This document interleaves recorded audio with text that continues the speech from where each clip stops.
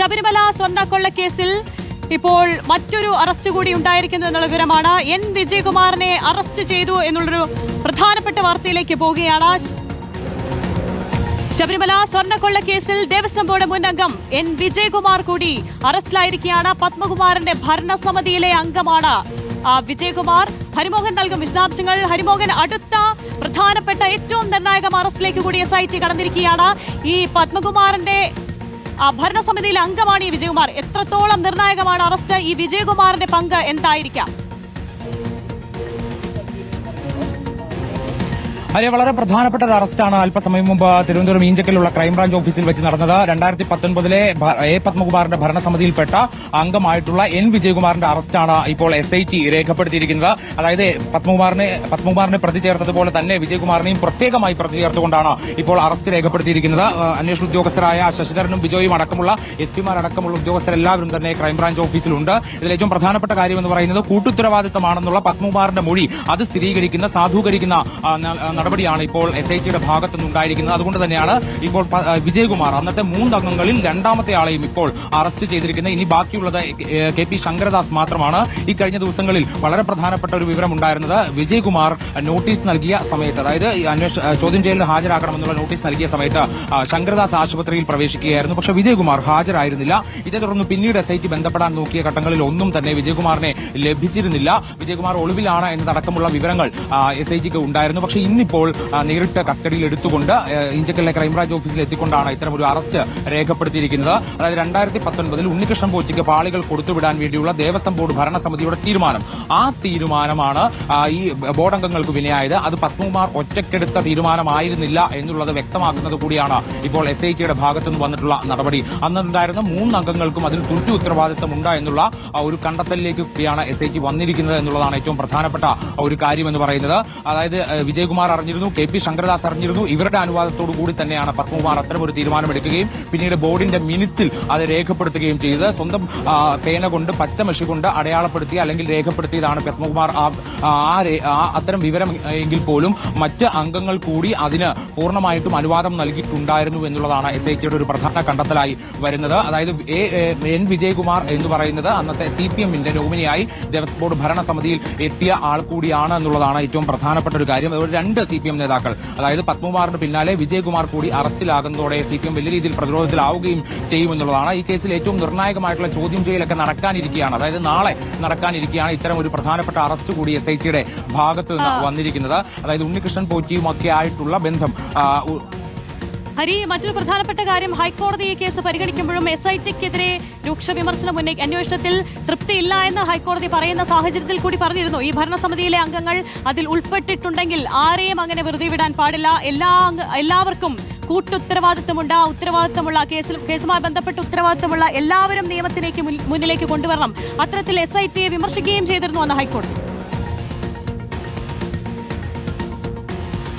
തീർച്ചയായിട്ടും ഹൈക്കോടതിയുടെ ഭാഗത്തുനിന്ന് രൂക്ഷ വിമർശനം ഉണ്ടായതിനു ശേഷമാണ് SIT ഇരുവർക്കും നോട്ടീസ് അയക്കുന്ന നടപടിയിലേക്ക് പോയത്. അതായത് നേരത്തെ ഇരുവരുടെയും മൊഴിയൊക്കെ പല ഘട്ടങ്ങളിലായി രേഖപ്പെടുത്തിയിരുന്നു, 2 വട്ടം രേഖപ്പെടുത്തിയിരുന്നു. പക്ഷേ ആ സമയത്തൊക്കെ തന്നെ ഇവരെ നേരിട്ട് കണക്ട് ചെയ്യാൻ കഴിയുന്ന തെളിവുകളൊന്നും തന്നെ SITക്ക് ലഭിച്ചിരുന്നില്ല. പക്ഷെ പിന്നീടാണ് ഇത്തരമൊരു നടപടിയിലേക്ക്, ഹൈക്കോടതിയുടെ ഭാഗത്തുനിന്ന് രൂക്ഷ വിമർശനം ഉണ്ടായതിനു ശേഷം ഇത്തരമൊരു നടപടിയിലേക്ക് SIT കടന്നതെന്നുള്ളതാണ് ഏറ്റവും പ്രധാനപ്പെട്ട ഒരു കാര്യം. അതായത് ഹൈക്കോടതി പറഞ്ഞത്, ഈ ബോർഡ് ഒരു തീരുമാനമെടുത്തിട്ടുണ്ടെങ്കിൽ ആ തീരുമാനത്തിന് തുല്യ ഉത്തരവാദിത്തം അല്ലെങ്കിൽ കൂട്ടുത്തരവാദിത്തം മറ്റുള്ളവർക്ക് കൂടി ഉണ്ട് എന്നുള്ളതാണ്. അതായത് ബോർഡിലെ അംഗങ്ങളായിട്ടുള്ള എൻ വിജയകുമാറിനും KP ശങ്കരദാസിനും ആ ഉത്തരവാദിത്തമുണ്ട്. പിന്നെ എന്തുകൊണ്ടാണ് അങ്ങനൊരു ചോദ്യം ചെയ്യൽ, അങ്ങനൊരു അറസ്റ്റ് അടക്കമുള്ള നടപടിയൊക്കെ തന്നെ നടക്കാത്തത് എന്നുള്ള ഒരു വളരെ പ്രധാനപ്പെട്ട ചോദ്യം ഹൈക്കോടതി ഉന്നയിക്കുകയാണ്. അതും ഹൈക്കോടതിയുടെ ഈ സ്വർണ്ണക്കൊള്ള പരിഗണിക്കുന്ന ബെഞ്ചുമല്ല എന്നുള്ളതാണ് അതിനകത്ത് ഏറ്റവും പ്രധാനപ്പെട്ടത്. അതൊരു മുരാരി ബാബുവിന്റെ ജാമ്യ ഹർജി പരിഗണിക്കുന്ന സിംഗിൾ ബെഞ്ച്, ജസ്റ്റിസ് A ബദറുദ്ദീന്റെ ബെഞ്ചാണ് ഇത്തരത്തിലൊരു വിമർശനം ഉന്നയിച്ചത്. അതേ തുടർന്നാണ് അന്വേഷണ സംഘം ഈ മറ്റ് ബോർഡ് അംഗങ്ങളിലേക്ക് കൂടി അന്വേഷണം കൊണ്ടുപോകാനും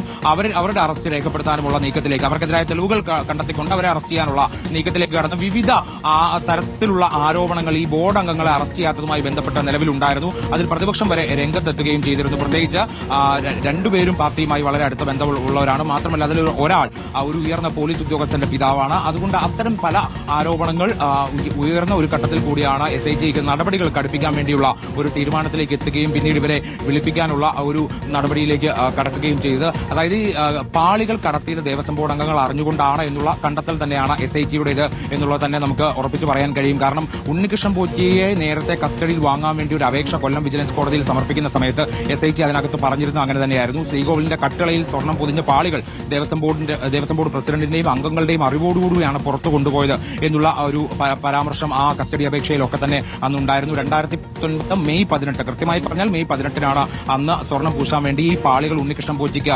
കൈമാറിയത്. അന്ന് ആ ബോർഡിൽ ഉണ്ടായിരുന്ന പത്മകുമാർ, KG ശങ്കർദാസ്, N വിജയകുമാർ ഇവർ മൂവരും അറിഞ്ഞുകൊണ്ടാണ് ഇത്തരമൊരു അനുമതി നൽകിയത് എന്നുള്ളതാണ് അന്ന് ചൂണ്ടിക്കാണിച്ചിട്ടുണ്ടായിരുന്നത്. അതായത് പത്മകുമാർ ഒറ്റയ്ക്കൊരു തീരുമാനം ബോർഡിന്റെ യോഗം വിളിച്ചുകൊണ്ട് അതിലൊരു അജണ്ട സെറ്റ് ചെയ്തുകൊണ്ട് ആ അജണ്ട വെച്ചുകൊണ്ട് ആ തീരുമാനം എടുക്കാൻ പത്മകുമാറിന് ഒറ്റയ്ക്ക് സാധിക്കില്ല. കാരണം ആ 2 അംഗങ്ങൾ കൂടിയുള്ളപ്പോൾ ഭൂരിപക്ഷം അവർക്കായിരിക്കും. അപ്പോൾ എന്തെങ്കിലും തരത്തിലുള്ള എതിർപ്പുകൾ അവർക്കുണ്ടെങ്കിൽ അവിടെ അറിയിക്കാനും സാധിക്കും. പക്ഷെ അങ്ങനെ ഒരു വിയോജനക്കുറിപ്പോ അല്ലെങ്കിൽ അങ്ങനെ ഒരു എതിർപ്പോ ഇരുവരുടെയും ഭാഗത്തുനിന്ന് പത്മകുമാറിന് മേൽ ഉണ്ടായിട്ടില്ല എന്നുള്ളത് ആണ് ഏറ്റവും പ്രധാനപ്പെട്ടത്. ഇത് പത്മകുമാറും പിന്നീട് ജാമ്യാപേക്ഷയിലൊക്കെ തന്നെ സൂചിപ്പിച്ചിരുന്നു. പക്ഷേ ആ സമയത്തൊന്നും തന്നെ SIT ഇവർക്കെതിരെ കടുത്ത നടപടിയെടുക്കാൻ തയ്യാറായിരുന്നില്ല.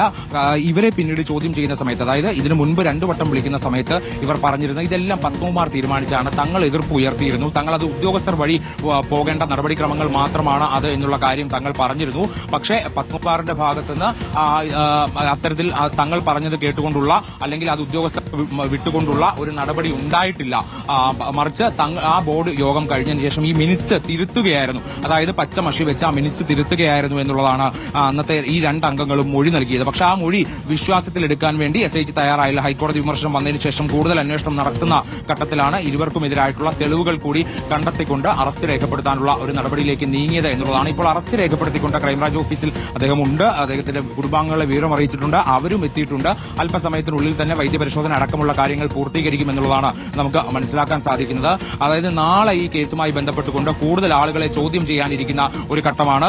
മാത്രമല്ല ഇന്ന് തന്നെ സ്മാർട്ട് ക്രിയേഷൻ CEO പങ്കജ് ഭണ്ഡാരിയെയും ഒപ്പം തന്നെ ബെല്ലാരിയിലെ ജ്വല്ലറി ഉടമ ഗോവർദ്ധനെയും കസ്റ്റഡിയിൽ വാങ്ങാൻ വേണ്ടിയുള്ള അപേക്ഷ കൊടുക്കാനിരിക്കുന്ന ദിവസമാണ്. അങ്ങനെ ഒരു വളരെ പ്രധാനപ്പെട്ട ഈ ദിവസങ്ങളിൽ കൂടി കടന്നു പോകുമ്പോഴാണ് ഇത്തരം ഒരു അറസ്റ്റിലേക്ക് കടക്കുന്നതെന്നുള്ളതാണ് ഏറ്റവും പ്രധാനപ്പെട്ട ഒരു കാര്യം. ഇനിയിപ്പോൾ KG ശങ്കർദാസിന്റെ അറസ്റ്റ് കൂടിയാണ് ഇനിയിപ്പോൾ രേഖപ്പെടുത്തേണ്ടത്.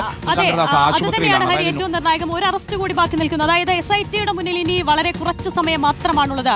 അപ്പോൾ ആ ഭരണസമിതിയിൽ അംഗങ്ങളായ ആർക്കൊക്കെ ഈ കേസിൽ പങ്കുണ്ട് അവരെല്ലാം അറസ്റ്റിലേക്ക് തന്നെ വരേണ്ട ഒരു സാഹചര്യമില്ലേ? അടിയന്തരമായി മറ്റൊരു അറസ്റ്റിലൂടെ കടക്കാനുള്ള സാധ്യത കാണുന്നുണ്ടോ ഹരി?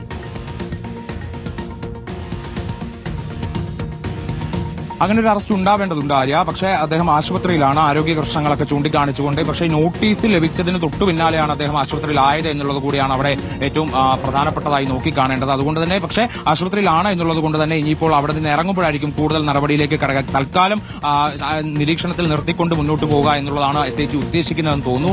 നിലവിൽ വിജയകുമാർ SIT ബന്ധപ്പെടാൻ ശ്രമിച്ചിട്ട് പലപ്പോഴും ഫോണിൽ ലഭ്യമായിരുന്നില്ല. മാത്രമല്ല എവിടെയാണെന്ന് അടക്കമുള്ള കാര്യങ്ങളിൽ ചില സംശയങ്ങളൊക്കെ തന്നെ ഉണ്ടായിരുന്നു. പക്ഷേ തിരുവനന്തപുരത്ത് തന്നെ ഉണ്ടായിരുന്നു. തിരുവനന്തപുരത്ത് ഒരു പ്രധാനപ്പെട്ട സ്ഥലത്തുനിന്ന് കൂടിയാണ് അദ്ദേഹത്തെ കസ്റ്റഡിയിലെടുത്തത് എന്നുള്ള വിവരമാണ് ലഭിക്കുന്നത്. പക്ഷേ എന്തായാലും വിജയകുമാറിനെ കസ്റ്റഡിയിലെടുക്കാൻ സാധിച്ചത്, തുടർന്ന് അറസ്റ്റ് രേഖപ്പെടുത്താൻ സാധിച്ചത് ഈ ഹൈക്കോടതിയിൽ നിന്നൊക്കെ ഉണ്ടായ വിമർശനം, ആ വിമർശനത്തെ ഒരു പരിധിവരെയെങ്കിലും മറികടക്കാൻ സാധിക്കും എന്നുള്ളതാണ്.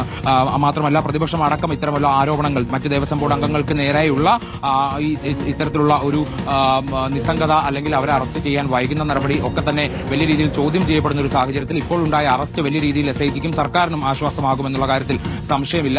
ഇനി അറിയേണ്ടത് വിജയകുമാറും ശങ്കർദാസും ഈ 2 പേരും പത്മകുമാറിന്റേതിന് സമാനമായിട്ടുള്ള മറ്റേതെങ്കിലും നിലയിൽ ഉണ്ണികൃഷ്ണൻ പോറ്റിയുമായി ബന്ധപ്പെട്ട് കിടപ്പുണ്ടോ, അതിലേതെങ്കിലും നിലയിൽ സാമ്പത്തിക ലാഭം ഇവർക്ക് ലഭിച്ചിട്ടുണ്ടോ എന്നതടക്കമുള്ള കാര്യങ്ങളിൽ ഒരു വ്യക്തത വരേണ്ടതുണ്ട്. ആ കാര്യത്തിലേക്ക് കൂടി ആണ് ഇനിയിപ്പോൾ SIT കോടതിയിൽ സമർപ്പിക്കുന്നത്.